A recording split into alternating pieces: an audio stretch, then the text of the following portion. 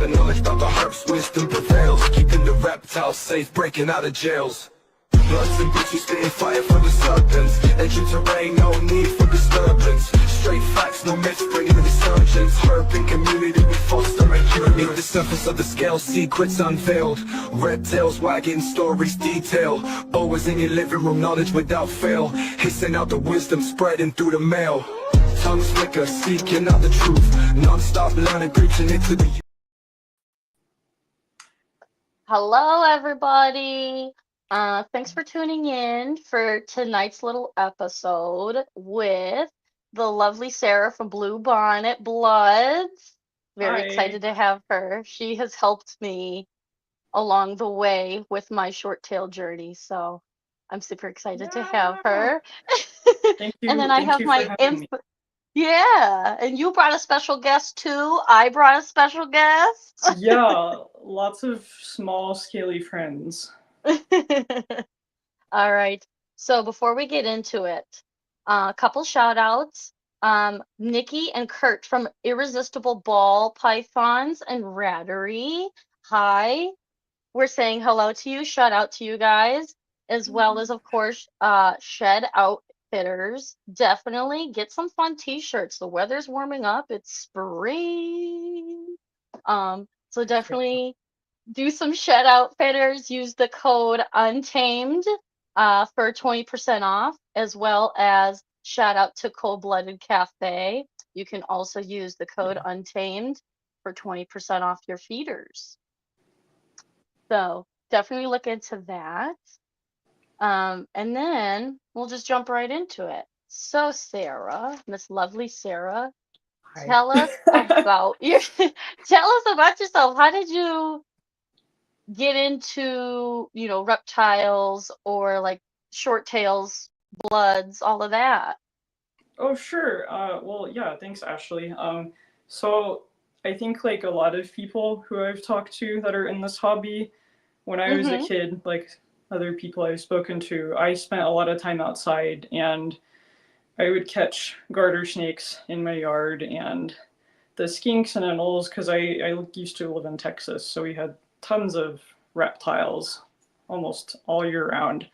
And I just really thought that they were interesting. And I was never allowed to have reptiles until I moved out, and parents were terrified of snakes, And so when I got to college, I got my first snake, and she lives downstairs, but she's a rosy boa, and so she was my very first snake, but I didn't learn about what a blood python even was until I think it was 2014 or 15.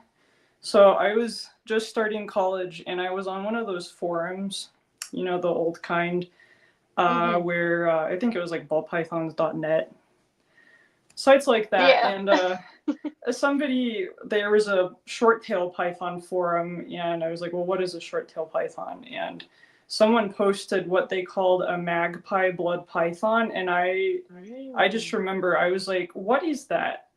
I mean, it's the most beautiful snake I'd ever seen, I thought. I agree. They're all so different, but the ones with the magpie genetics, sometimes they have these little eyebrows like the Doberman Pinscher or Rottweilers do. Yeah. Those little dots. And I was just like, I've never seen a snake like this. I have to know more. And so the rest is kind of history. I started doing a lot of research. And when it was my third year in college, I decided, after doing research on the short tail pythons in general, I was like, okay, so blood pythons sound like they get pretty big. Like the biggest of the short tails. So there's known Borneos, Bloods, Sumatrans, and then there's a fourth one actually called a maw python. But there's no live specimen that has been found. I have a book. I'll try to find it. Maybe I'll show you all the picture, but it's by Tracy Barker, VPI, and they have like a whole, let me go find the book. Yeah. Because I know where it is. So it's this book, this one.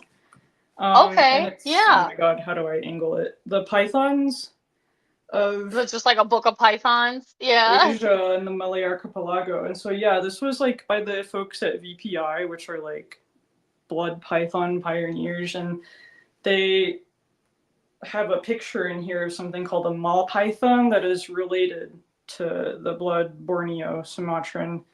And, anyways, there's only they found the dead animal and they put the picture in the book. Oh my So sorry, god. that's kind of morbid, but because it was so different that it was considered this is a different species from the others, but they have no live specimen, unfortunately. Yeah. Anyways, I just kind of derailed on the topic of No, like you're how did okay. I I get was into gonna this? ask you, um, I thought there's like another when I was reading what is it, Passionate Blood? Oh God, it's Oh, my Richard Crowley book.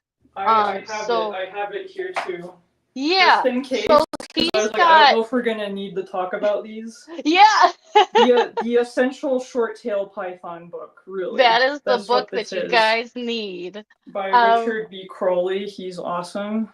yeah, Go yes. look at his snakes. I was gonna ask you, so there's obviously the Bloods, there's the Borneos, um, and the Sumatrans. They all come from different parts of Malaysia.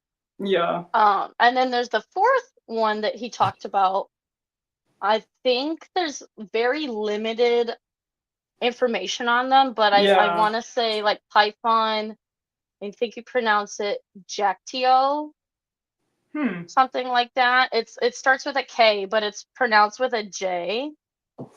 Um, Interesting. and I try to find more pictures because there's not a lot of pictures with that species.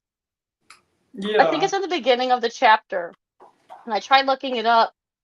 Can't find any more like information or pictures of what they look like, but I mean that would be really cool What did that you they're say it finding was called? The like scientific. Python Jactio. Give me just a second. Is I'll it? go pull up Is my it book. this? I'm sorry that the focus You're is not okay. terrible. StreamYard sucks. Oh my god. Possibly It's spelled Kyaik that, Tio. but like the way Yeah. that he like made you pronounce it. That, yeah. Yeah, it looks, but yeah, unfortunately, you see the tag on the picture. It was a dead collected. Yeah. Yeah, so but it's found in. I mean, this one says Myanmar. Yes, Myanmar, Yeah, which is I believe like another island part of like Malaysia or Indonesia. But yeah, I just thought it was really interesting, and I hope in the future that we can obviously responsibly find information about these animals, yeah, because there are people that just like import these or, wild catch these animals to try and figure out more information on yeah. them, and that's cool and all, but like How to do it as carefully and gently as correctly and possible. carefully. Yeah. I want Yeah, I But yeah, bloods, from what I remember, bloods are like the biggest of the three species that we know of. Then you yeah. have like the Borneos that come in second place, pretty much are close to the bloods, and then you have your smallest specimens. I believe the The Sumatrans are a little bit Sumatrans. smaller, Yeah. but that's like on my next. My next is I really like the goth dark. The black Sumatran Yeah, shorttails. Yeah, yeah. yeah. I think I really want a chrome head though. I was a little sucker for a pumpkin, Cool. but the chromes seem to be more of that rich dark color that I'm Yeah, looking for. yeah. I think they're You called got a couple Bio too. Boutique. Yes, Bio I Boutique. only have the one Sumatran, Okay. and I don't have any Borneos. And the rest are all blood Okay. pythons. But yeah. Some people like Bio Boutique have really good chrome heads. Yeah, yeah. I've been checking them out too. Bio Yeah. Boutique, shout out. Yeah, shout out. Yeah. uh, I guess so like how to answer what you asked me earlier that I derailed on topic about, about like how I got into them was Mm-hmm. basically I did the research on the short-tailed pythons, on the different species, what we know of at least. And I was like, okay, so blood pythons, people are telling me that they get 15, 20, 25 pounds. Am I Yeah, ready for they're that? hefty. That was me back in like 2015, 16. And so I was like, okay, maybe I'll start with a Sumatran short tail to give me an idea of what Mm-hmm. short tail pythons are like, to see if I want to really take this a long way. And I mean, I got this little itty bitty baby. She was like 125 grams. Oh my And God. Remember when her they're name, that little? she was, I mean, she could fit in the palm of my hand. And it's so sweet when they're that size. But now she's over 15 pounds. But she's a sweetheart. And I was like, these are just, what an amazing snake. And so Mm-hmm.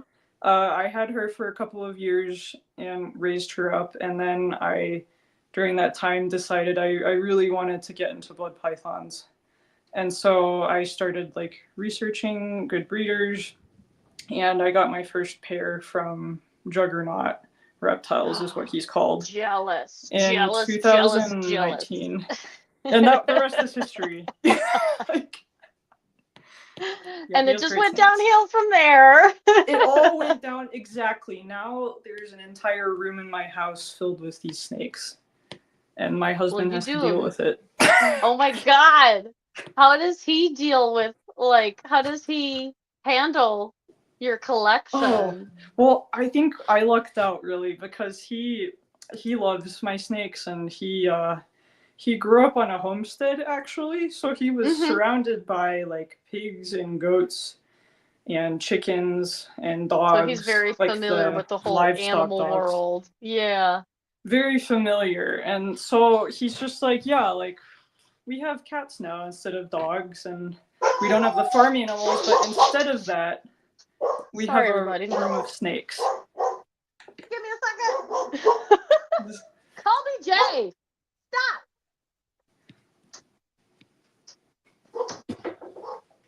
That's my livestock dog. Oh lol. What is your Yeah. dog's name? I'm just curious. Colby Jack. Colby Jack, he's my Aussie. Like I the post him a cheese? lot. Yeah, like the Amazing. cheese. That's adorable. A great name. We had another one.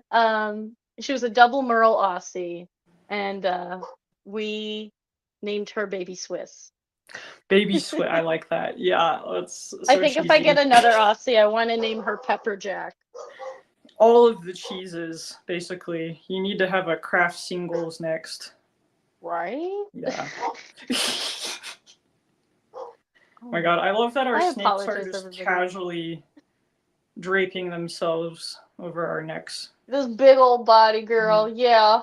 Big She chungus. thinks what I find funny, and I ask other people that have short tails, I'm like, my short tail thinks that she's a boreal.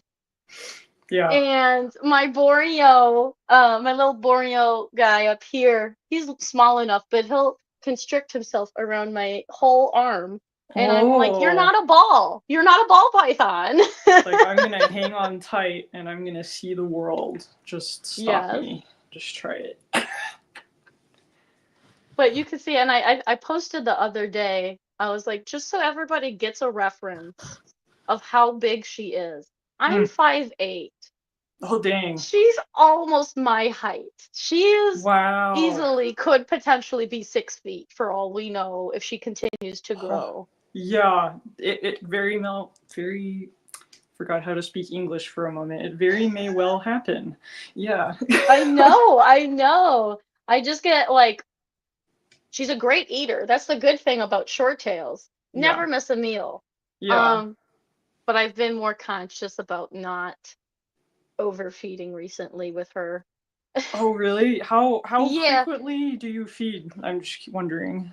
Every 3 to 4 weeks. Yeah. At one point though, I was feeding her like jumbos bi-weekly. Oh, the jumbo rats. Oh, yeah. Yeah, something that they you could like get feed fat. like a retic. Yeah, Now she's a little round, but I still feel like her spine. But yeah, Yeah. she's a little flaccid. They're interesting snakes because the short tails are so heavy bodied, and people like my parents, for Mm. instance, they know what I do, and they're like, all right, like, but they always ask me when they see the adults, they're like, aren't they fat? Like, Yeah, are they obese? And I'm like, I mean, this is just their body form. It's like gaboon right. vipers. I think one I of the love Gaboon Vipers. heaviest bodied and widest diameter Yeah, full yeah. grown. There's the gaboon viper, I think, is the If I widest could get snake for its my size. venomous permit, I I really want a Gaboon Viper so bad, and I have friends that have a Really? couple, and I'm Oh, like, I want they're some, they're but I want to be beautiful. responsible. They're beautiful, but like I don't want to die. So I have a rule of Exactly, thumb. exactly. I don't want you guys to read my obituary because something stupid No, happened. no, I would hate that. That would be terrible. Like, Short tail sweetie died. Gaboon Viper. please no. No, my personal story with Ma over here, Ma Kali, the infamous. I got her, unlike you, who was doing more responsible work before you purchased yours. I was at a pet store at the time. Um, I had my ball python. I had my Brazilian rainbow boas. Oh, I beautiful. really I really wanted a bigger snake because Mm, I had little babies, and I was like, this is cool, but I want something big. yeah. But I also don't want a retic The or a potentially BCC or dangerous. BBC. Yeah. Um, so I fell in love with Ma because I saw, first off, they labeled her wrong. Oh my gosh. Um, Banca blood python, and I was like, what is a Banca blood? What does that look like? It's And like a the locality. yeah, yeah. And my lovely friend who works there now pulled her out for me, and there was two of them, and I handled both of them. And I sat there and I was like, "Oh my God." Like she's like telling me, "You got it. They prefer support. Hold them like a baby." And that's what I Big baby. did. Hold them like a baby. She the baby disappeared. She slid Yeah, off. yeah, now she's on my lap. Um but like ever since then I was like, "Oh my God, I really like this snake." And I would keep going back. And finally, I told my significant other at the time, I was like, I'm just gonna do it. I'm just gonna Yeah. put a hold on her. And that's what I Cool. did. And I Yeah. was doing my research in the process of impulse buying. And I had so many different opinions from people. I joined the Facebook groups. Unfortunately, I got out of those Facebook groups just because of, so many sensitive people, Mm, gentlemen in the group, um, a lot of backlash for, how some people keep their animals. mm, Um, and like I got backlash at one point because at the time I didn't know. Um, I kept my guys in a 120-gallon fish tank. mm. Um, I did, and a lot of people are like, I had some people that educated me as to why that's not the best. One, it's very open. They don't necessarily like all the openness. So then The open air space. the airspace with the see-through glass. So then I essentially used construction paper, blocked off the sides. I Mm, did that's good. make um like lids with like aluminum tape to Mm. seal better heat. Oh, it And had a screen lid or something. yeah, yeah. So I blacked that off with aluminum tape to get better heat, even though my house is already a stagnant 80. Oh my gosh. I know, I'm So sorry, I'm warm. cold all the time. Remind me, where do you live? Is it Florida? I'm in the Midwest. I'm in the Midwest. Whoa, and it stays that warm inside. Wow. Well, for my house. For your house, okay. Wow. For my house. And then like humidity wise, glass doesn't hold humidity very nice. Yeah. So It I was just figuring out dries up. different ways to do that. I got it down. Yes, it's a project, but that was my first start. Yeah. Obviously I can see why a lot of people were very much like, why would you do that? I didn't know. And I'm learning. It's a learning curve. Yeah. Yeah. But Exactly. I made it work. Yeah. And then Yeah. slowly I transitioned to like PVC and, all of that. Yeah. The plastic But does make things easier for the yeah. humidity, that's for sure. Oh, yeah. I definitely I was like, oh, why didn't I do this right away? Because it doesn't take a lot of like water to like even just to Yeah. filling the water in their like dish or like soaking area. You close the doors and they're already like, for example, I'll show you real quick. That's all condensation. Yeah. Yeah, because it traps immediately. They like it Which is good for balmy. them. They do. They love the tropical Yes, beach they do. sauna day The every marshy day. areas. The marshy areas. But Yeah. I was told, blood pythons, short tails have a reputation. So just be, wary of that. But like when I was handling these two in particular, I was like, they're great, they're fine. What's the problem? So it's very They're 50-50 so because I hear a often lot of like people that. that are like, oh, I have a feisty one. And I'm just like, well, mine's tame as a puppy dog. I would like to experience. I hate to say it, and I told Juggernauts when I was at their booth last week, and I was like, kind of want a spicy one so I can understand why everybody is like, Why they're saying that, why why they they got have a that reputation. reputation in the first place. Yeah. Yeah. Even you were like, this is the sweetest like Sumatran I've ever owned. What's the problem? Yeah. Yeah, exactly. On Because that people note, were though, scared of all of the short tails, not just the bloods. They're like, oh my God. right, You right. know. But like on that note, have you ever, in your experience of keeping or breeding, had a more feistier short tail? Oh, sure, totally. I mean, I think with any animal, you're gonna get outliers. But I do think that the reputation that they built over the years, especially when they were first imported to like America, Right. um, people seem to be keeping them too hot, like a ball python, because Yeah, yeah. there are like admittedly a lot of snakes in captivity that you can get as a pet, and I'm sorry, I just saw something pop up on the screen. Is that How a many question? species? Yeah. How many species of short tails are there? So we were 4. just talking about that, Chris. 4. There are 4. 4. You got blood Sumatrans, Borneos, and then The other one is which just called the maw python, if we the don't want maw to try to python. pronounce the scientific name. Yeah, yeah. But like, yeah, I mean, with any animal, you're gonna have outliers.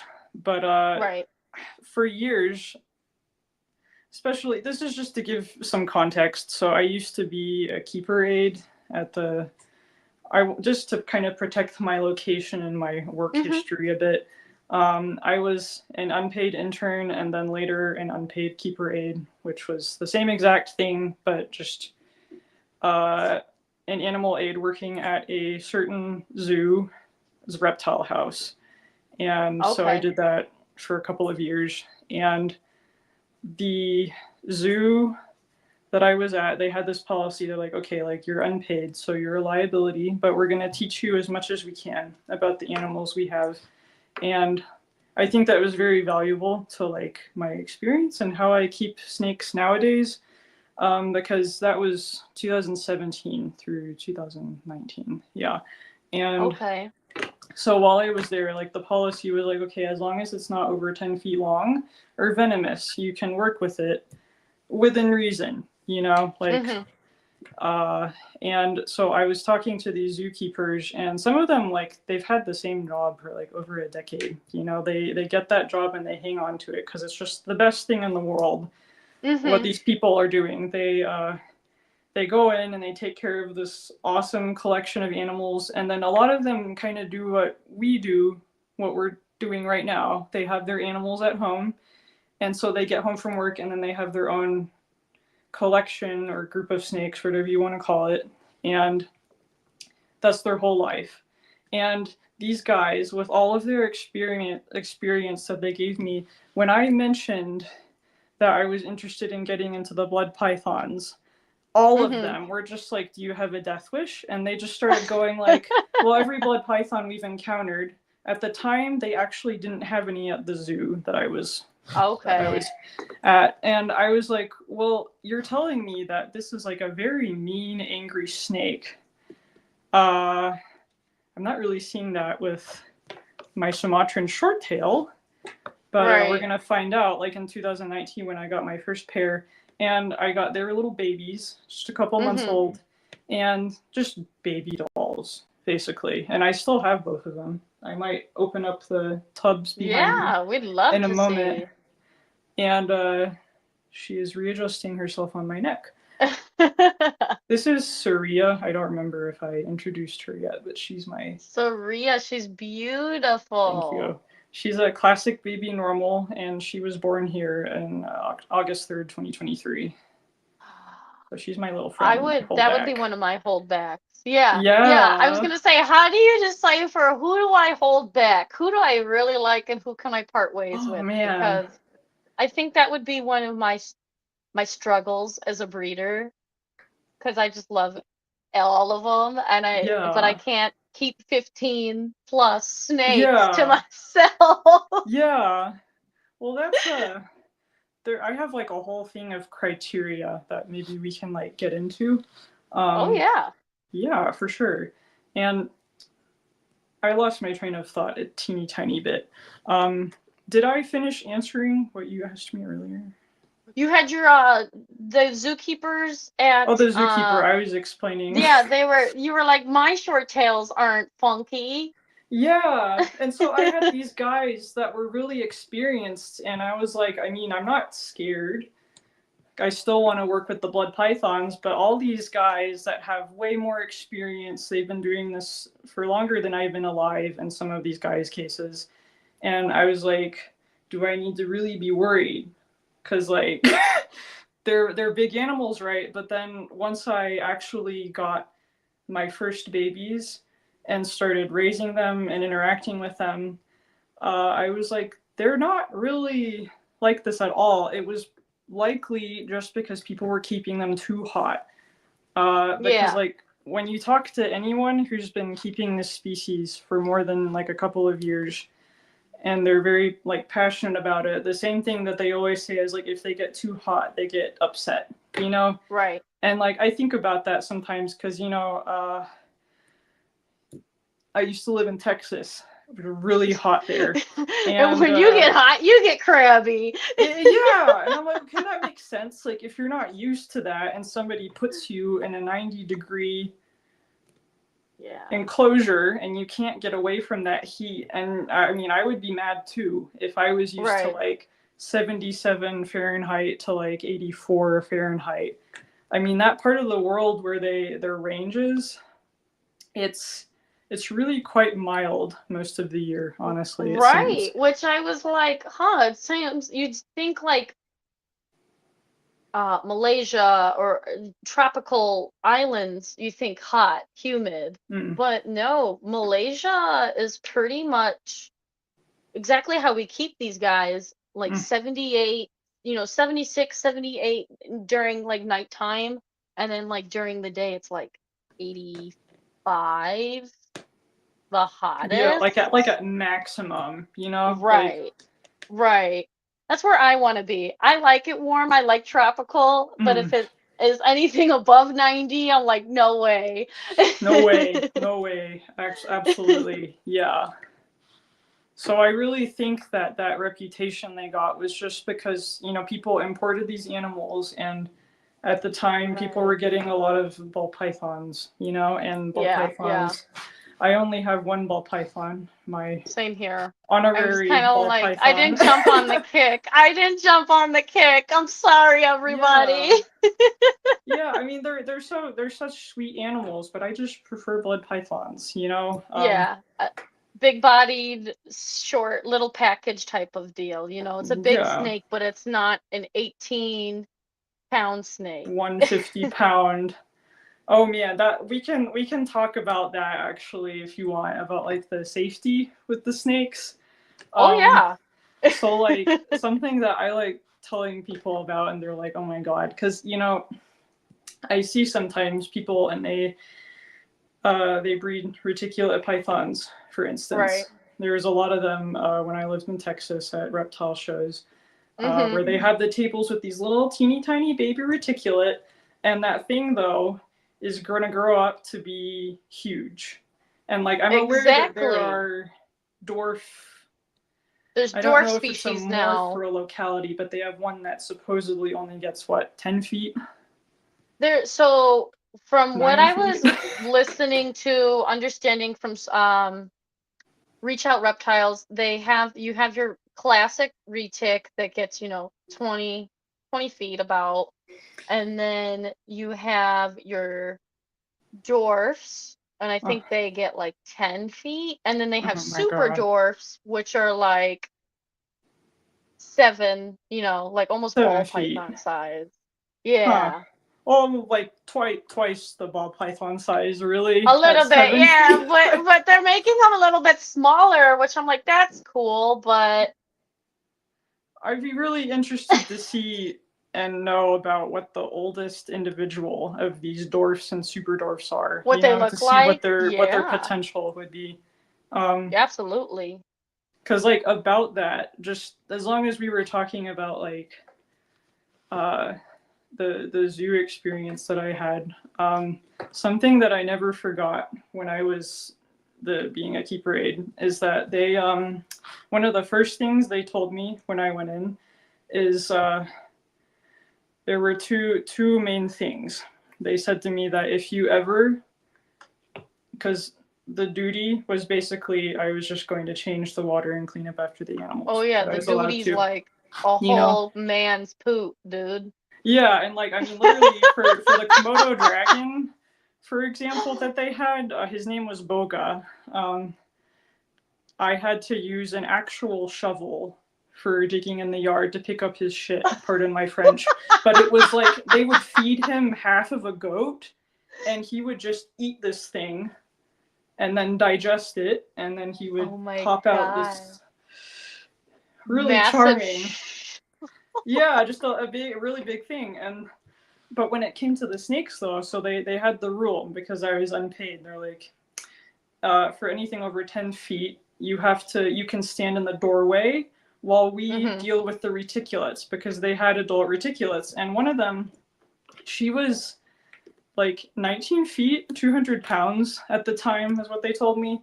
And when you saw her in her enclosure, she was like a beanbag chair. It looked like you could Like just sit on like her, and it lean would just on be her? this big animal. And she was mean. That was the other thing. So I would stand in the doorway, and she had a bathtub, an actual Yeah. bigger than your typical uh, human-sized bathtub. And so she would poop in the bathtub, and then Right. they would have three of them would go in, and they would have the biggest snake hooks I'd ever seen. So like, this is my big hook for the heavy body. Yeah, Um, yeah. there's the part where the snake's body would go on. I mean, it was literally like that wide, and it was just like a big claw, basically. And so they would have three people going into her enclosure, and what they told me, the most important thing they said is you need to learn about strike range for these animals, and you need to know why we are not letting you into this animal's enclosure, because you're not a paid employee. You know, you were here to Mm-hmm. learn.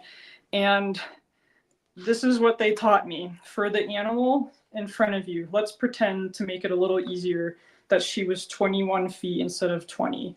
So you divide the animal's full length by 3, approximately. Okay. So 21 divided by 3 is 7. That is the strike range for that animal, 7 feet. That is longer than most men are tall. Now imagine you're standing in this room with me, which is 10 foot by 10 foot. That Okay. animal can fly 70% the length of the room I'm in, and you will So they not can be like able strike. to. They can strike that It can that strike big. that distance, and I have Oh seen my. it with an animal that size, and like it was amazing, but it was very like humbling because Yeah. I would go to these snake shows and I see people and they're like, "Oh, look at this little baby reticulate," and I'm Yeah. like, do the people that are getting these snakes know how dangerous this is? Can they adequately take care of this? Because the thing is, the That's one of snakes, my questions too when I go to these shows and I see retics that are 250 yeah, babies, and I'm little like, that's baby, cool. that's Same cool. thing with like my red tail boas. I'm like, that's cool. I Mm-hmm. love the price, but like an average person that is buying these animals as a pet, do they realize what they're getting themselves into? Do they Yeah. realize what type of enclosure they need? Because I've seen personally the sad stories that happen with people that get into retics and then don't realize, oh, I need more than just rats to feed it. Oh, A I lot need more more than than just just a rats. 40-gallon. Oh, because with my experience, there was a rescue situation at the store that I was at, and um, this this animal is doing spectacular now. Mm. But she came in 7 years old, should have been probably 150 pounds, but she came in at like 6. Broken bones, third-degree burns on her body because this person did not realize what they were getting themselves into, didn't kept her in a 40-gallon, didn't regulate her temperature, so she obviously was suffering burns, and then She's would only get like small rats to feed this animal. so And that's that's the type how. of question. She's doing great now, everybody. She's probably a buck 20. I can lift her, and I'm struggling, but Whoa. her burns are coming back. Some scales are actually growing back. But Whoa. it's those situations where I'm like, I get nervous with that in the reptile community, and having some of these large animals Hmm. come into the community or be able to be purchased so easily by Yeah. everybody, essentially. I Yeah. think those are the animals, and some people might give me backlash for this, but those are some of the animals that I think you need a permit for Mm-hmm. to have, or some sort of somebody to come to your house to make sure that you have the right setup. The adequate housing, because like at the very least, you need to make sure it can't get out, because in some places they do checks on the housing for venomous animals. Right, right. I Or don't like I know in know Illinois you have to the have a separate legality building. for, You yeah, have to have a depending on the separate, state, really. right. Wow, you have to have a separate building in Illinois. I think so, to keep to house your venomous, because if Yeah, potentially it does break out, like you don't want it that has to hanging out be. with your dog and cat in your house. Yeah, or like, what if it gets outside somehow That too. and What if you got a damn gaboon viper in the middle of Illinois, just in somebody's backyard? yeah, and in I love some my cases, gaboons, but certain people, yeah. no. I mean, in some cases, like in Illinois, like the Midwest, I mean, the snake isn't really going to last very long, especially in winter. Um, but in a place like Right, Florida or Texas, I mean, stuff gets out and you have a right, problem because right, it's the best temperature almost all of the time for them. right. Um, that's a whole other can of worms, though, isn't it? You know? Florida. Yeah. Oh, no, no, no. I mean, just in Oh. general, like where we started talking about like the kind of ethics, I suppose, of keeping Right. certain species. But yeah. We got off a little track, guys. Sorry, guys. We're talking about this about blood pythons, but we're talking about crazy big ass snakes. But blood pythons are Yeah, massive. heck yeah. I Hold like on. the short tails, especially the blood pythons, because in contrast to these giants that we were talking about, and the Right. strike range, okay, for a blood python, like, it's not compared to a reticulate, it's not going to kill you. Let's Right. just say that, okay? Like, this animal, I've read that some people say they can get anywhere from like 4 to 7 feet.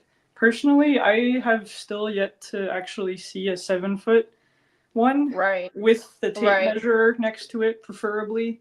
Because I use a flexible one for when I measure mine. And Mhm. my biggest one is just, she's 6 feet, 72 Yeah. inches. And Yeah. like they do have that growth potential over the years because they do continuously grow. Um, but they're not going to get to a size where your life is in danger. You know, Right. the strike range, that's actually kind of an interesting thing we could talk about, I think, is Yeah. the feeding behaviors of short-tailed pythons, blood pythons, because I see this with my only Sumatran. I see it with all of my blood pythons during feeding time, and I'm curious to see if you see this with your girl. But Yeah. when you feed them, especially if they're older, uh, and they're very excited about eating, some of them will actually, they don't just strike, they throw themselves at the food. Exactly. It's like a And punch wrap. with teeth, you know? Right. They They punch go for coil. it. They're like, this is mine and I'm going to eat it, you know? And so they kind of jump out at you. So if the maximum length might be around 6 feet for a large blood python, then Right. And then you said with divided that, by 3. that's 2 feet, which is already okay. Let me think. 2 feet is Hi, Liz. something like that. I can't really show it in the camera, Yeah. can I? But you know, it's a lot more manageable than something longer than a grown ass man throwing himself across the floor at your I face. love that, Um, that representation. I'm thinking about it in my head, and I'm like, I mean, it's really, I can't express it any other way. To see an animal that size, it was amazing. But when it comes to the blood pythons, you still have to be a little bit careful with that rule in mind because you right, have to account for the fact that they're going to leap forward a little bit. a So little bit, you don't want to be too close. Oh, yeah, right. what's up, Python Portal Will? Hi. Hi, hi, everybody. Sorry, Surya. I saw Boza. Boza said that he loves blood pythons. We love blood pythons here Yeah, we too, as really well as like all the blood others. pythons. That's what Heck the yeah. whole podcast is for. We're Exactly. trying to not Change we're people's trying, yeah, to change minds. people's minds with that represent or reputation that they get, you know. Same Exactly, thing with yes. same thing with you got your bully breeds Oh, and yeah. all of those, and everybody's like, oh, bully breed pit bull, oh my god. But Yeah. I work at a vet, so they're all Oh, big okay, so you babies. have experience with canines. It's Yeah. And I've okay, I've done cool. training with them too. I've worked with a lot of um like Dogo Argentinos, if you guys know what those are. Oh, yeah, I've seen them. They're so I cool. want one so bad, but I know realistically that's not the dog for me. Mm, they're pretty powerful, aren't they? They're really big and strong. Like, Yes, and I've had to break up a dog fight with that one. oh my God. How does I'm that like little work? 120-pound me, grabbing a grown ass dog that's like my size. How do Yeah. you do that? Do you have to wheelbarrow them? I How do did, you and stop I a dog and from and I fighting? had to use my man voice. I had to be very very. I know I have a little girl voice. No, I had to use my man voice and say, "Knock it off," like it gets scary sometimes. Wow, and it worked. Yeah, That's Yeah, good. he's a big old baby, but oh god. Just Wow. trying to essentially back to what we were talking about, trying to deface Oh, sure. the reputation of aggressive and Hmm. changing it more towards defensive for like the Yeah. younger ones. We're still new to, the world. To just So, life, right. There's a existence lot in going general. around. There's big hands coming at you. What is this? Yeah. Um, as well as what we were saying back in the day, Hmm. importing. Um, and even in the book, Rich talks about how they were imported. So if Yeah. you point of view for everybody, imagine you being put in a very small crate Hmm. for months with probably some other snakes. Yeah. No water, no food. Again, keep in mind months. You have no idea where you are, Hmm. and then you're just thrown somewhere to be sold off. That's more, for shows, for everything else. Hmm. Um, again, not knowing where you are. So yeah, you can It's imagine terrifying. these animals being like, what the Like, fuck what is is going going on? on? And on Yeah, top of that, to exactly. make it worse, people So are like, is this a ball python? Let me put it under a 90-degree heat lamp. That'll go like that over. too, and that's the only time But that I that's what feel like people I've knew at the seen time. my girl be a little bit more hostile. And like we were saying earlier, when you were put into a hot temperature, of course you're going to be moody, especially if you Yeah. can't get away from it. Um, Yeah. so like even if at one point I had my girl at like she gets a little moody at like 84. Yeah. So I typically don't go, ooh, I typically don't go past like 83. Yeah. Other times, like again, even just keeping her at my house temperature, which I told you guys was like 80 degrees, Mm. that's pretty, she's fine. She Yeah. technically don't really need heat, but I give it to That's her a their little sweet bit. spot. Yeah, I know some people who they just do the ambient temperature in their snake room. Yeah, And it works just fine for them. Some people even provide a night drop. Yes, bloods are sweeties. I agree yes with they you, Sean are. Decker. uh, and I saw that bubble pop up, and now I lost my train of thought again. It's Um, okay. just give me a moment. I'm jogging my memory. It's Yeah, okay. snake Oh, distraction. Yes, she's being so behaved this whole yeah, she is. time. I just look at the color on her. She's so red. Oh, thank you. I love her so much. I mean, she's the only normal that I've produced here so far. And I've had a lot of people inquire after her, but she was my very first one, basically, that hatched out and made it From your all the first, way. like your first clutch. Yeah, yeah. So, like, when my very first clutch was hatched on Mm-hmm. August 3rd, 2023, I will Yes. actually take the camera over and we'll go meet the parents. Yeah, I'd And love I'm to see probably gonna that. put the snake on my shoulder, Saria, into her house. I love her Just name so. too. That's very pretty. Oh, what's that? I said I love her name. It's very pretty. Oh, thank you. Saria. I'm gonna just put her back. Hi everybody. Hi everybody. We're seeing Miss Sarah's parents to Saria. Yeah. So my very first pairing was a female T-negative albino, which is true Mm-hmm. albinism, and her name is Noi, and she was paired to a male Batik who is 100% het for T-negative albino, and so when those babies finally hatched, it was like really intense for me because I'd never done anything like that before, and I was so worried the whole time Yeah. when I was. Helicopter mom. Yeah, exactly. I was just um I wanted to make sure everything was done right. Just gonna move Right. this so y'all can see snakes here. Yeah.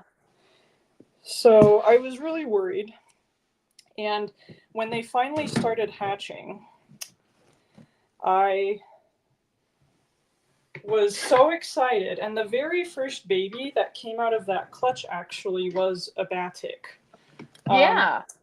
But then it was August 2nd.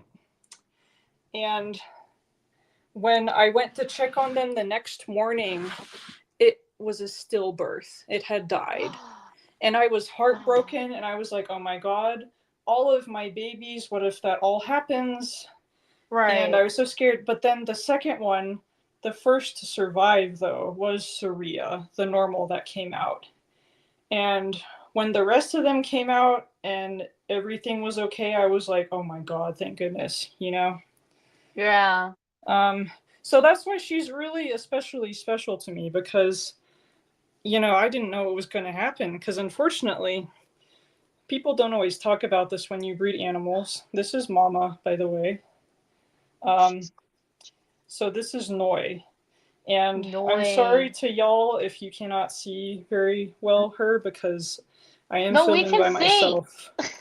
So I'm limited. We can see. Yeah. And so she weighs about 19 and a half pounds now. She's one of my big ones that is exactly 6 feet. And I'll try to show y'all for reference. I'm 5'5" and about, I don't know, 110 pounds on a good day. And this is how big this animal is. Hello. Yeah. So she's really big. Yeah. But she's also super chill. And just an amazing, lovely snake. Yeah. Oh my God. Yeah. So, I would love, like, when I get an actual pure blood,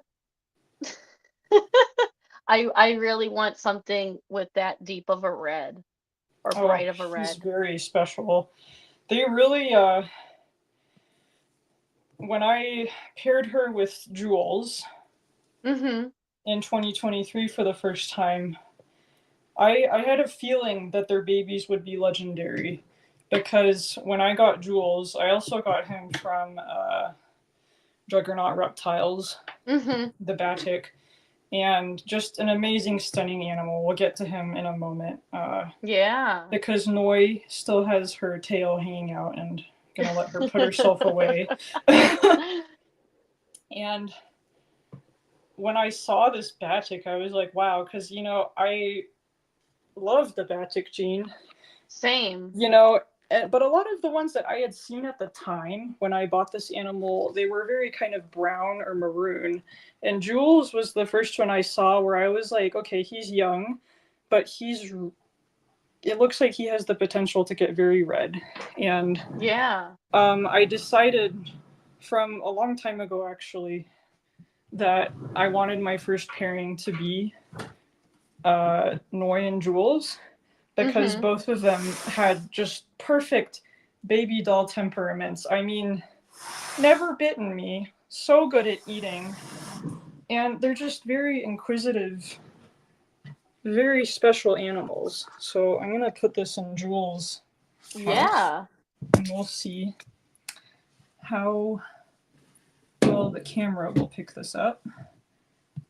And yeah, basically it did end up paying off, my thought, because look at how red he is. Isn't he nice?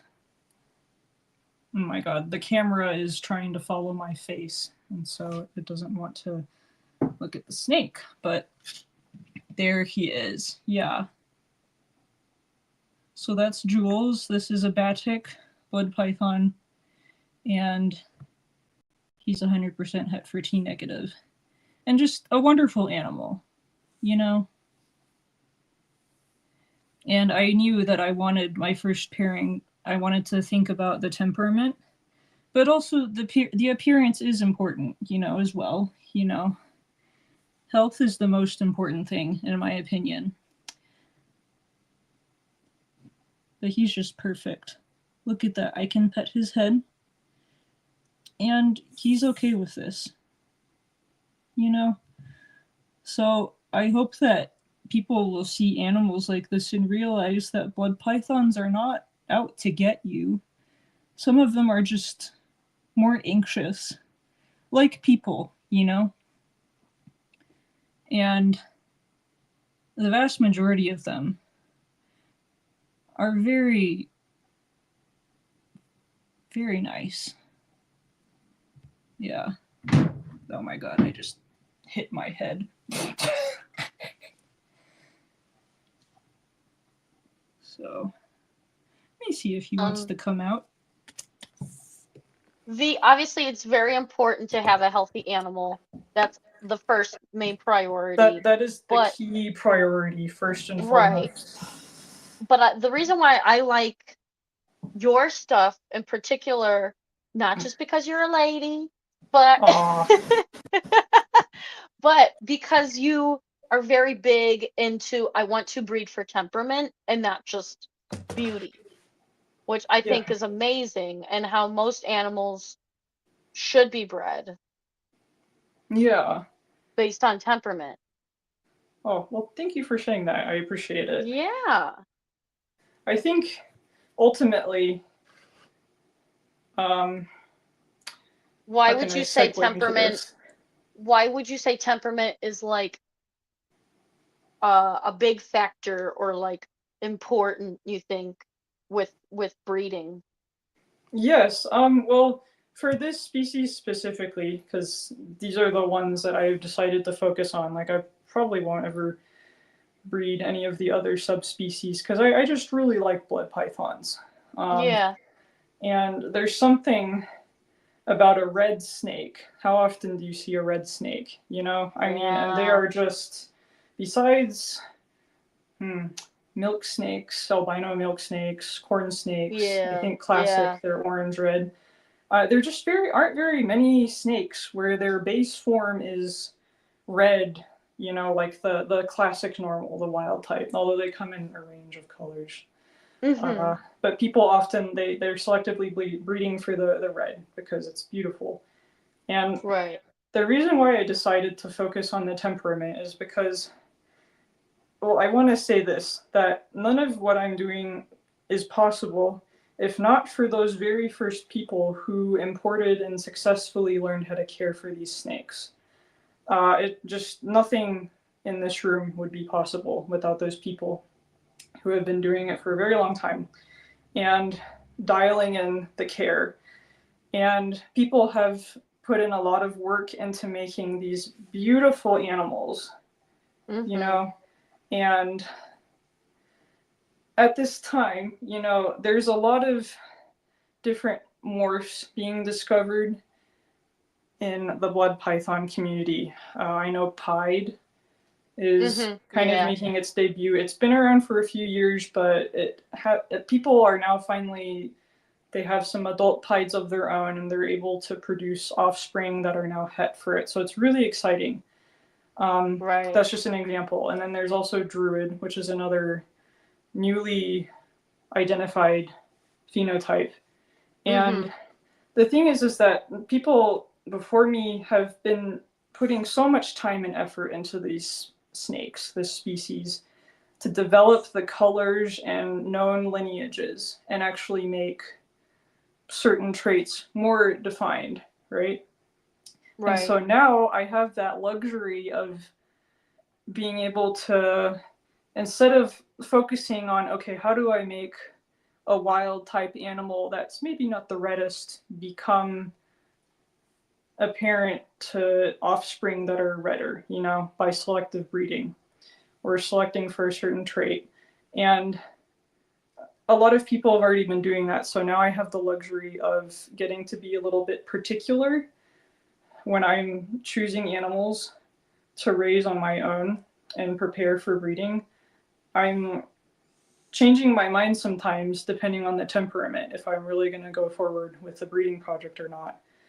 Because I do think with the stigma that these blood pythons have, there are still people, you know, if I get into conversations online or sometimes in person, if they even know what a blood python is, first of all.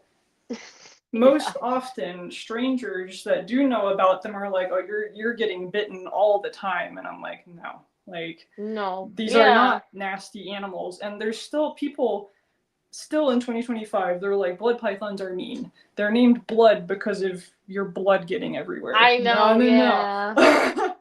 And the thing is, I want to breed for temperament, or at least focus on that, because it's part of trying to get people to not be so scared of them just because of the name, you know? Right. And already deciding because of the species, yeah, it's aggressive. It's a mean animal. It's not very nice. I don't think there's necessarily mean animals. They just have different Everybody's watching us get our personalities. workout on. And they've had to adapt to survive in nature, you know? And so Right. some of them are gonna be quick to defend themselves. Some species are just like, whatever, like you can pick me up outside. But it just depends. But I do think the reputation they have of being mean is not fair. It's not deserved. And that's why I Right. want to focus on temperament. Yeah. And I'm very grateful to people who have already focused on certain phenotypic traits, the visual appearance of the animal.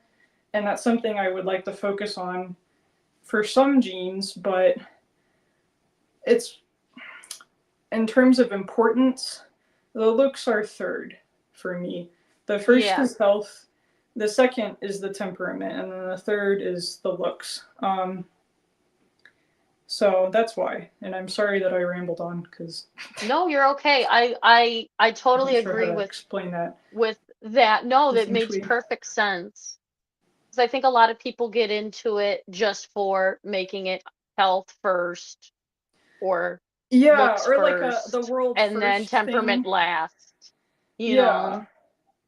And I think, with snakes, it's tricky. When you're breeding animals,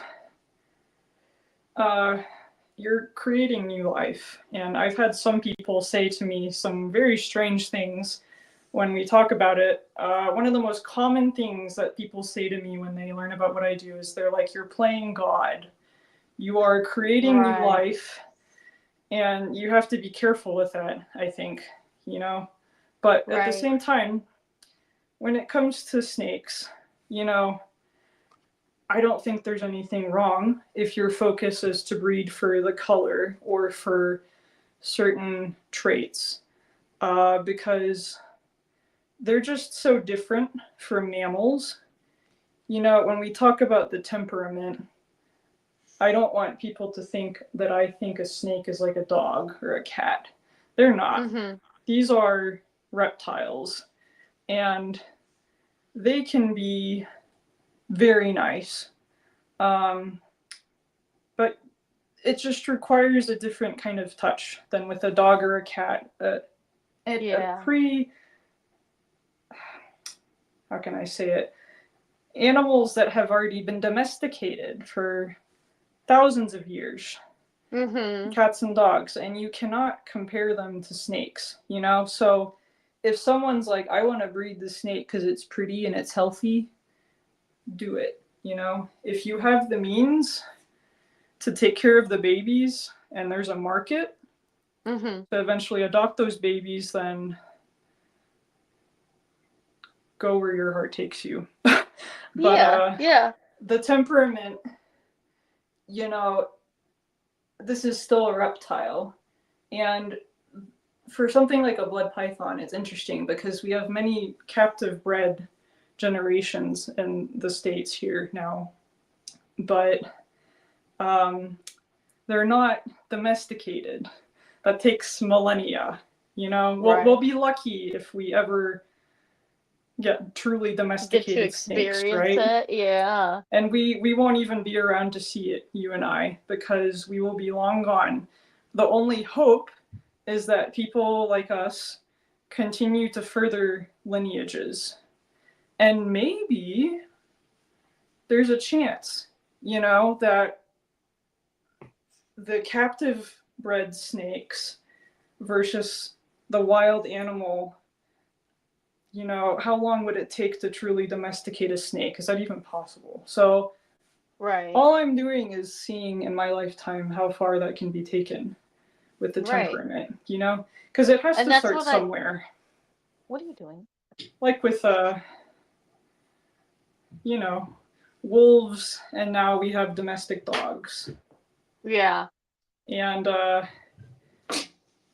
mean, I love wolves. They're wild and they're dangerous. And your pet dog is not the same as the wild animal.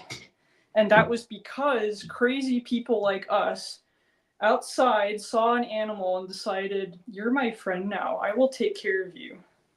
And Yeah. I'll manage things for you. You just have to kind of be my pal. And with dogs, I mean, it's different because they were working alongside humans.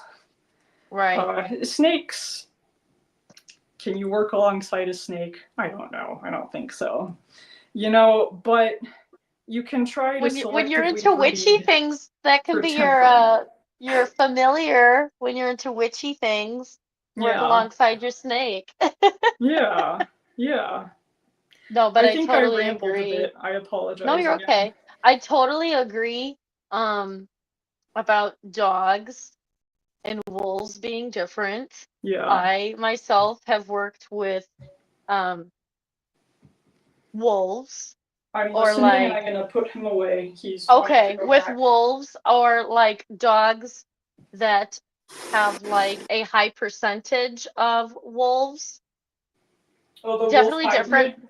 Yeah, definitely different than, little scrappy dog that you're walking down the street with.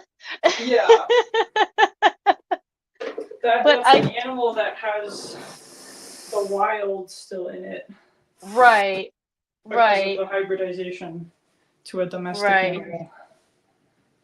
But I do agree when you are breeding something, whether it's snake, dog, etc., temperament is a big factor.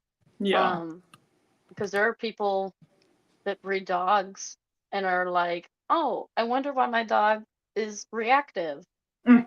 Well, did you look at your lineage? Did you look at the parents? Just because that's a really pretty animal or a pretty dog, cat, whatever, doesn't mean that it could be a good candidate for offspring, you know? Yeah. So, Exactly. Yeah. And that's where the selective part of breeding comes in, you know? hmm Determining, like, if I was to pair an animal with another animal and they exhibit certain traits, well, you're going to see a little bit of both in the babies. And depending on what kind of traits it is, it could be exemplified. And I mean, in the case of a dog, like if you breed an aggressive dog, there's a risk that the yeah. puppies might have a little bit of that spice in them, and I mean that could be dangerous, you know. And I've dealt with those cases where it's more than just training. This is now like it's wired into their brain and it's a behavioral case. And at times they have to be put down. That's so sad. Very rare that that will happen. But I have seen cases where it was a behavioral certain trainer specialist can't do it. And then eventually that owner, it turns on its owner, unfortunately, because of it. That's so sad. Oh man. And it's based because of the temperament of that animal or something just wasn't, the wires got crossed somewhere. So Yeah, definitely do your research definitely. Yeah, yeah, before just being like, that's pretty, let's do it. yeah. Exactly. You know, because like even if truly a snake can't be compared to a dog, right? In terms of Right. being domesticated versus, at least with blood pythons, captive bred. Not domestic, captive bred, but not wild either. Um, it's just so important, I think. But it's at the same time very different because with dogs, there are already these established breeds, Mm-hmm. and they have different duties, like there are working dogs, right? And so you wouldn't get a working dog if you were living in an apartment, you know, just in, Sorry, that's me. I mean, no, I'm not trying to like, well, because it can be But managed if you exercise them, but it's kind of right, like, right. Know what you're um, getting into, yeah, you if you know. know what you're getting into. What I'm trying to say is that, Your mama. my God, I had a huge brain fart. Um, some dogs, if you were to get like, what's something really specific? A Anatolian German Shepherd Shepherd. dog, A or German maybe Shepherd. a Yeah. Belgian Malinois. Okay, Oh God, that's a that's poster my child. Yeah, that's my petty or my pet peeve with people that are like, I want a family dog, and then they get a Belgian Malinois, and they're like, well, why is Fluffy, my Belgian Malinois, trying to, tear up the furniture? yeah, That's equipment. That's military yeah, equipment. He had a job. yeah, yeah. That's exactly what I was trying to communicate. Because in a case like that, like a Belgian Malinois, like if you don't have the means for that animal, the space, I mean, that's just going to be miserable for the both of y'all. Like, and stay inside of your house and anything you don't want Ugh. damaged. But Now yeah, that I mean, yeah, I think we were talking when we were talking about lineage too, we were. um, the importance of it. I was gonna ask you, controversial topic, Oh lol. hybrids. Like blood pythons. Everybody is very, and I understand it, why the lineage is so important and why we don't crossbreed. What Yeah, I was gonna ask you, because I like your point of view when we talked about it at one point yeah, on hybrids. yeah, You at one point were like, hey, like we could get information or like better understanding of it, but at the same time, you at the same like time you we don't shouldn't know. really be right. You don't know what's going to potentially be happening. Yeah, and that's a tricky thing, hybridization. Personally, I am not going to do hybridization because, Right. like you mentioned before, something that concerns me with hybrids is maybe for short tail pythons, because the range of temperatures and the climate that they're in, it might be okay, because I know some Mhm. people who do have hybrids, and Right.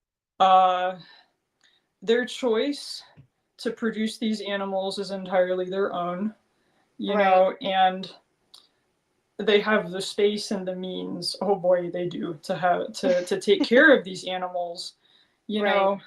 with the knowledge that they might never sell one, because as Exactly. soon as people find out it's a hybrid, realistically That's usually where speaking, people are I like, don't think that if someone sells a hybrid, you know, ideally that animal is not going to get bred to a pure locality, because I think there are possibly unforeseen consequences. You're combining two animals and you don't know how that will affect their temperature needs, for mm-hmm. example, or if it's just something could go wrong.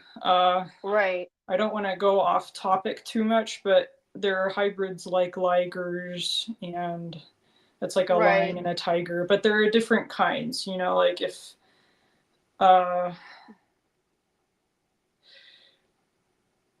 hello, And hi, I, untamed, I, unhinged.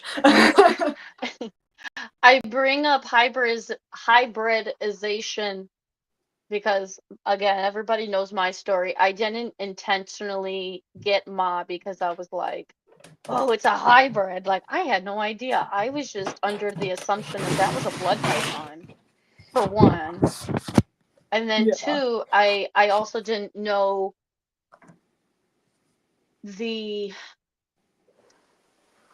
how frowned upon it is to breed or have them be bred. Yeah.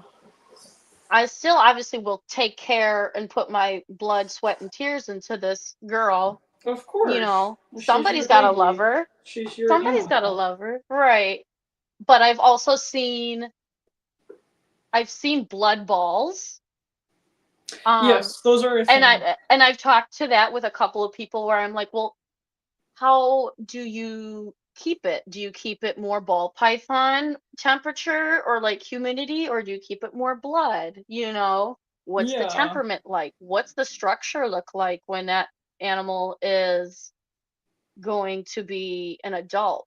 Is it able to Yeah. hold like that blood python weight, or what's the bone structure look like? These are the questions I think Yeah. about when I think about when we hybridize really anything other than, really just anything.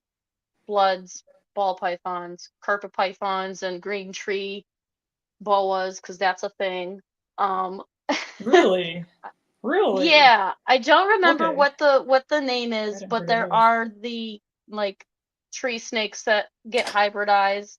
They're Hmm. very pretty, but I'm very conflicted when it comes to hybridization, because I'm in the point where I'm like, okay, like, I mean, if you have the means like you to do it, and you understand that you might not have a market for it, that's your choice. But I'm also very much just like thinking, well, how do we care for these? Should we be doing this? Yeah. Should we be playing God? Should What we happens be if something bad continuing? happens? Yeah. It's definitely interesting. I see online sometimes people will just rip each other apart because they have a hybrid animal, and I don't Right. think that's Right. very fair Rather than either to the understanding individual. or yeah. Because they are, let's look at it this way, that person with the hybrid, they are caring for that animal. They are choosing to care for that animal. Hopefully, if they decided to breed hybrids, they are responsible enough to already have lots of space available for babies as they might grow, because you might not sell them. You're right. I don't think, I mean, in general, like ripping people apart online is just not, that's not very nice, but it Right. happens. And it does happen a lot more with the hybridization, because ultimately, you know, I'm not going to knock anyone for doing it if they meet the animal's needs. Right. But I'm not going to do it personally because I am, well, I don't want to, first of all. And then there's also the potential issues of, is there something going on with this animal that we won't know anything about? In cases of mammals, like with the ligers that I mentioned Right. earlier, I'm pretty sure those are all sterile. So I don't know Or if like people there's have. mules, like a Yes, horse and a they're donkey. Those sterile are too. mhm. Yeah. And so sometimes, it might be a dead end. That animal's not going to be able to reproduce anyways. I don't know if any of the hybrid snakes out there are fertile or Sterile not, or can or or can sterile. re or can Because do the that. the people who I have talked to that have hybrids, they stopped at that point. At least the ones that, oh, gotta make sure she doesn't. This is Poppy. Fall. Make sure she doesn't fall. What was I saying? The snakes are so I distracting. I was like, what am I I talking know. about? They're so cute. I think we Um, were talking about the people or the individuals that that work with these. They kind of stop After the from first generation, they aren't yeah, trying to, they were just kind of, I mean, maybe they were just curious. right, right, And so when it comes to breeding, though, I certainly don't think that it's a good idea to breed hybrids when you know it's a hybrid, you know? And Right. if you're looking to produce pets or display animals or future breeders for people, whatever your goal is, I don't think it's a good idea. If you have the opportunity to breed, I think that it's better to just go with the species, you know, pure down the line, you know. Right. Because the other thing with hybridization from an aesthetic standpoint, it tends to really mess up the appearance of the animal, you know, and Right. I think that all animals are beautiful in their own right, but realistically speaking, sometimes when you see hybrids, they're muddy. And for people that really are enjoying the redness of these animals, Mm-hmm. I don't know why you would hybridize because you will lose this beauty and That the red. purity of the blood python. And so I Mm-hmm. think if you're trying to bring these animals to people, it should be, you know, it should be purebred, right? And if you Mm-hmm. want to get into hybrids yourself, then uh, just be mindful of the stuff that we were talking about, you know, that you might never be able to sell them. And Exactly. there's a real risk too if the wrong person buys a hybrid. And I don't know, people get so angry about the hybrids. You I know, know. people will start saying like, "Oh, well, it's going to dirty the lineages," you know. So I think it's better to not do that. That's what I'm I trying to just thought, say. yeah. But Yeah, no, I love the love when ones that already exist, you know? right. I That's what love I'm when trying we to say. talked that when we were talking about that one day, just between me and you, um, I liked your point of view on it, and I know that what we just talked about is controversial, but I love stirring the pot sometimes. Yeah. The way But I that I think you had see a it really good point of personally view. is like as long as if the you know, I'm not going to tear anyone apart for anything. That's not my nature. You Right, know, I just don't condone it, you know? right. Um but people, you know, people are going to people. They'll do their thing. They'll do their thing, yeah. Yeah. And it's easier to be kind. It's easier to be like respectful, I think. Exactly. Um Exactly. yeah. Look at little Poppy. She's so cute. She's actually, oh, thank you. So she's also part of the 2023 clutch, the parents that I showed earlier. Yeah. And she actually already sold, but both me and my customer live in cold parts of the country where it's like below freezing at night. So Oh it's God. gonna be April when I can ship. No joke, because Oh yeah, last yeah, year yeah. Yeah. it was April when I was able to ship finally. Yeah. But yeah, so in the meantime, she's just gonna continue to get She's hanging bigger. out with Just you. hanging out, you know. I've seen a couple of your Oh, guys so from cute. Morph Market that you have up there, and I'm always like, oh, I'm gonna get one from Sarah one day. One Aw, day. thank you. I Oh have God. lots of little cute babies. Yeah. You, Brittany from Stronghold are like, and of course Rich, Juggernaut, you guys Mm. are all my big inspiration Oh, into learning more into and getting more into them. And of course you're mostly the person that I talk to the most when I have questions. I'm like, aw, let me reach out to Sarah. She'll tell me straightforward.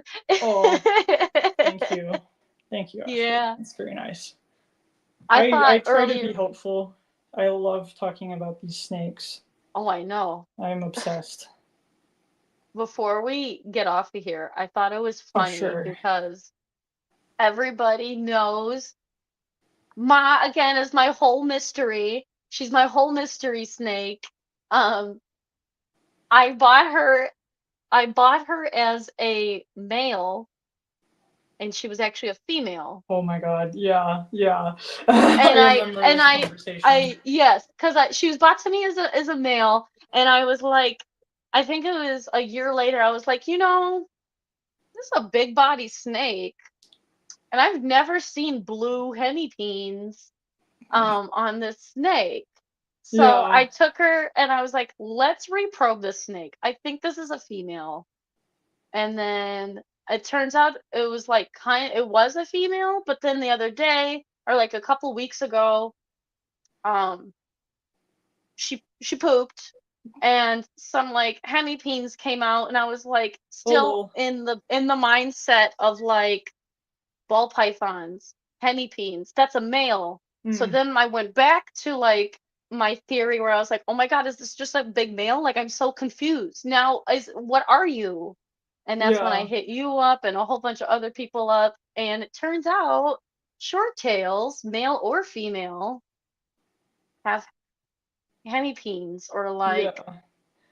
some sort of set. Well, Can you explain that? with the females, there's a term for it that I'm not going to try to remember how to pronounce it. Yeah, But it's no. basically they're not the females don't have hemipenes, but they have Yeah, structures that look similarly.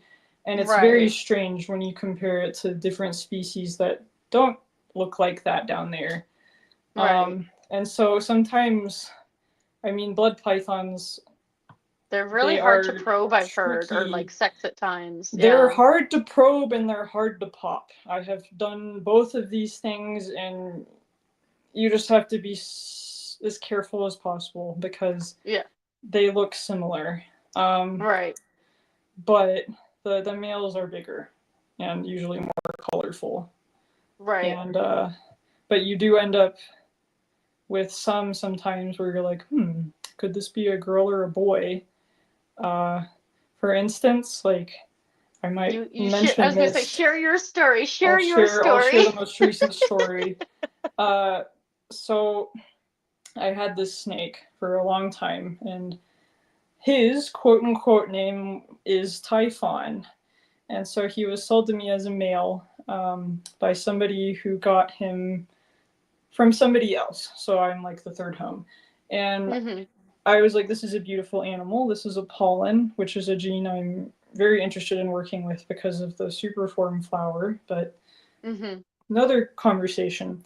So he was just getting bigger and bigger, and I was like, I know that there's not a whole lot of sexual dimorphism in blood pythons, but if this is really a male, this is the biggest male I have because all of my males weigh anywhere from like 8.5 pounds to 11 to 12, and Hmm. no more. I have never had a male yet that's over 13 pounds, and so I was like, what's going on here? And so I tried to pair Typhon last year for the very first time with my female magpie Vatic, and they were just sitting together so nicely. And I was like, well, that's interesting. They must just not be into each other.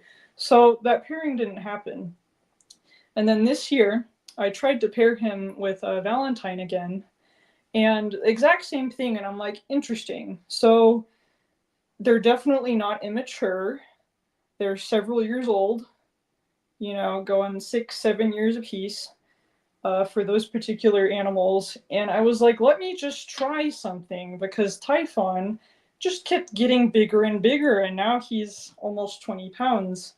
And so I put one of my proven males because I was thinking about the pairing. I was like, okay, I have this T positive albino ivory, which is very beautiful, great temperament, and he sired a clutch for me last year, actually.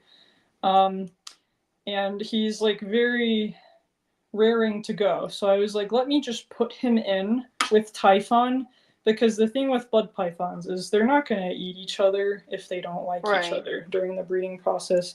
They're not going to. I haven't heard of anyone who said that they've seen them fight. I saw a video that somebody sent me recently, actually, where they thought they had a male and female.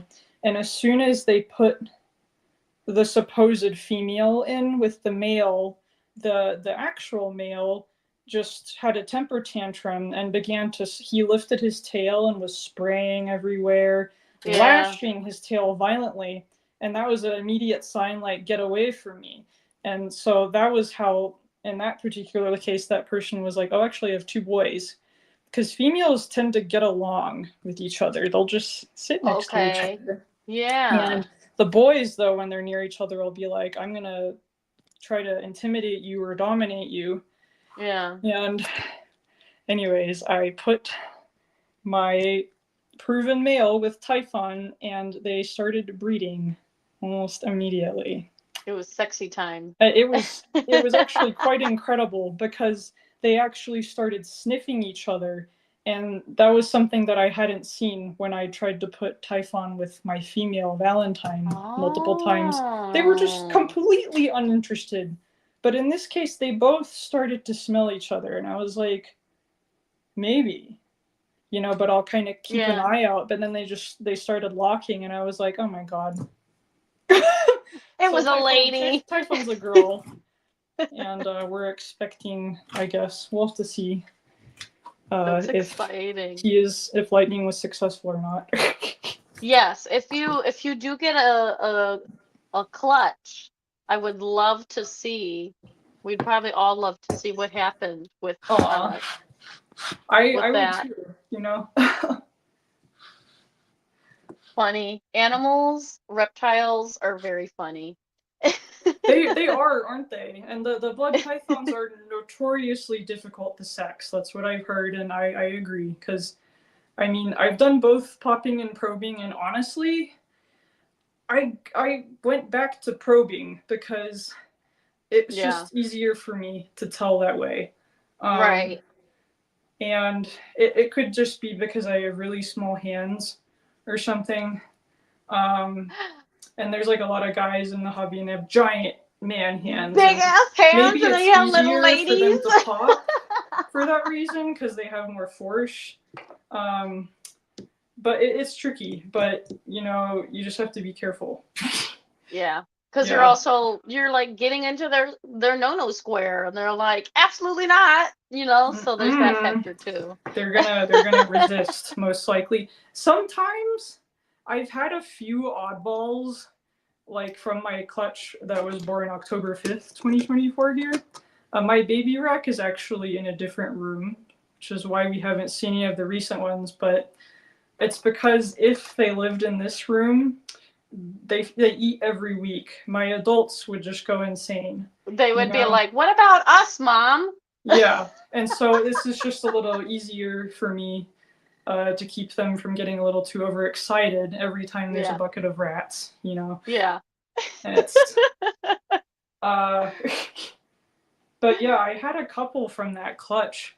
I popped them, and then I was like, oh, I don't know, because it's not, you have to be so fast. I was like, I'm not sure. Let me probe them because it's just easier for me. And I had a couple, like, no joke, I didn't even have to restrain them. They were just sitting there, like, looking the other direction while I was using the tool. And that's what happened. Some of them try to bite. The one picture I sent you. Like, yeah, the one picture I sent you, you were like, that's impressive for an animal that large that you just tried to pop. And she didn't try to do nothing. I'm like, yeah, no, she just sat there. Some of them are funny. They're like, all right. I definitely know that my Borneo is a male. He is not shy. He's like, hello, and there's like blue everywhere. Oh my god. Yeah, they have very colorful parts sometimes. Now that happened to me too. You have a blue tongue skink. I have a blue tongue skink. Yeah. And I'm her third owner now. Oh, yeah. And I'll just continue to call her because at this point, screw it. Her is really a him. Oh my god. Her is really a him. So cute. But this is another one of my rescue cases where I'm always like, guys, do your research. She has like 6 years of stuck shut on her eyes. Oh my god. So like, I'm not sure what I can do because it's so on her eyes. Yeah. And I could potentially maybe take her to an emergency vet and like potentially get it scaffolded. But what are the chances that her sight is even there anymore at this point, or if the light would do more damage if we took that off? Mean, it's probably good to have someone get it off because even if she can't see underneath it, there's going to be all of that dead skin. It's like a risk for bacteria infection, Right. She's very, very sweet. She's definitely the one though Okay. that I I definitely tell everybody, make sure you do your research before buying an animal. Yeah. He's so cute. But yeah, How did you when she determine it was a male? Did they pass sperm because plugs? when they get mad, when she gets mad, eh, It goes yeah, mine. yeah, not afraid to Does show that. that area. They do that. Sometimes they when I go to check on Peaches, my blue tongue skink, and he lives Yeah. in a different room. You know, he hasn't ever gotten like upset with me, but I'll sometimes find next to the turd that he leaves occasionally I think these they're two wonderful. long white The party yeah, the party streamers, and I'm like, streamers, your oh, party streamers. it's the, and I was like, yep, everything is working as it should. Good job, dude. Uh, and sometimes blood pythons actually do that. It's not as Yeah, common, but occasionally you'll see the I get sperm party plug in the streamers. shed. I Yeah, get party streamers. yeah. So yeah, I Speaking of, hope that I wish there was another way to sex the blood pythons that was a little I easier, know. but so far there's nothing really visual to determine externally. Yeah. You know, their Now, have you tails ever are the had like a same six length. foot male, I have never like, encountered one yet. No. or like a thick male? Because I wonder if maybe that, I mean, that was when I was kind of like, could this be a thing? Oh, you Is mean this a what? Looking at the female? thickness of the tail? Just no, just looking at her body structure and length. Oh, You know, just because I was like, this is a very large snake, and yeah, she's already gonna be 4, 5 this year. Like yeah, I think this is a lady. yeah. It's so hard to tell, like honestly, unless Yeah. you Unless they're find like the mature evidence. or yeah, or there's other clues. Yeah, They're so interesting though. I wish more they're amazing. people were more accepting, but I'm hoping with this podcast and doing what we all do in our blood python community, short tail community, that we can learn more about them and also give them a better reputation. That's my Yes, hope. exactly. That's why I'm so happy that we're doing this little podcast because Right? And I'm so glad that it's you're on every it. step matters, you know, just Yeah, to educate people that these animals are not dangerous right. and not scary. I have another one to show actually. Oh yeah. Um, Is this that is that's a magpie? Princess. What's up? Sorry, I didn't hear I said, is that. that a magpie? This is a 007, which is GoldenEye Matrix. Those are incomplete dominant traits. And so her name is Princess, and she laid the clutch that hatched on October 5th, 2024, last year. And you can see she's really put on all that weight back. She's nice and strong. It's important that they're fed uh, pretty heavily and regularly right after they lay the eggs because they lose so much weight, body mass after laying. They kind of look a little deflated. So I'm really Yeah, happy with how she is. she's beautiful. She's definitely treated like a princess over there, Yeah, Sarah. I got her. Aw, thank you. I got her from a breeder. His business is called Selective Origins, Okay. and I was so happy when I got her because actually I asked about her years ago, and somebody bought her, and I was like, oh no, because you know what happens. But then Selective Origins messaged me a little bit later. He was like, oh, the person actually backed out. Do you still want her? And I was like, yes, yes. And so I was so lucky, you know? So It I was did meant to end up be. It was getting to meant get to her. be. You And manifested her. what was really special, oh, look at that belly. Also, the thing about Oh my God, the look double at Sims, look that. at that big speckled tummy. Yeah. And he told me the other reason why I was just absolutely taken by her is he said he'd never produced a more laid back animal. And I was like, oh my God, well, that's what That I'm was looking, like that's what I'm that's looking what I for. need. Yeah.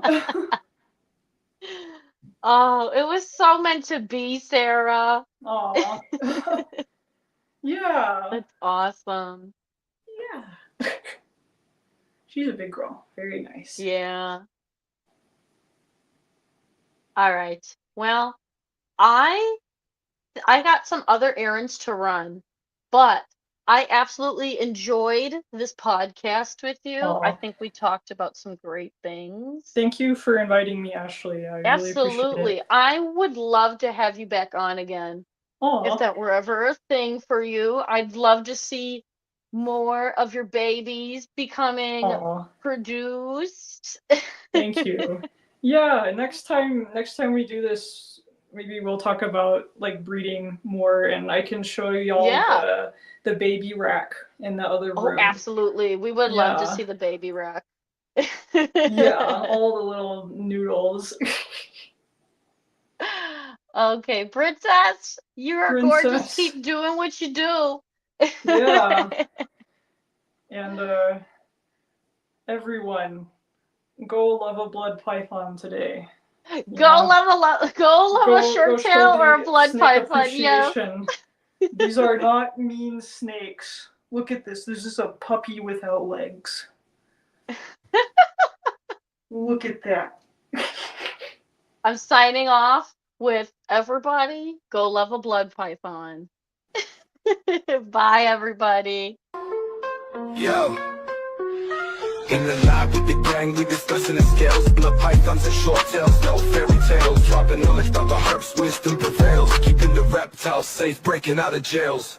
Bloods and bitches spitting fire from the sun.